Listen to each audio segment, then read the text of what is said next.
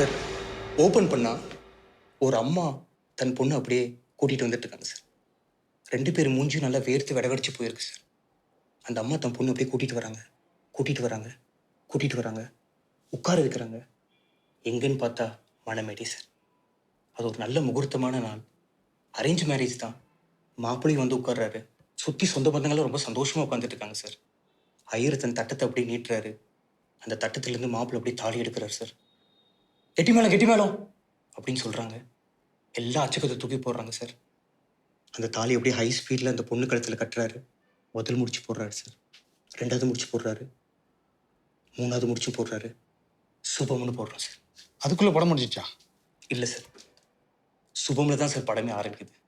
என்னன்னா சுபம் முடிஞ்சதுக்கப்புறம் எல்லா படமும் முடிஞ்சிருது சார்.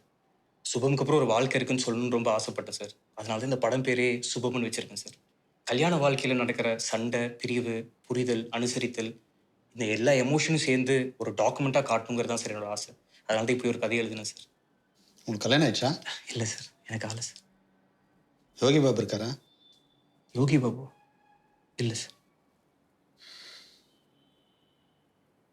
சரிம்மா, மேனேஜர் உன் நம்பர் வாங்கிட்டு நான் சொல்லி அனுப்புகிறேன். நீ கிளம்பு. தேங்க்யூ.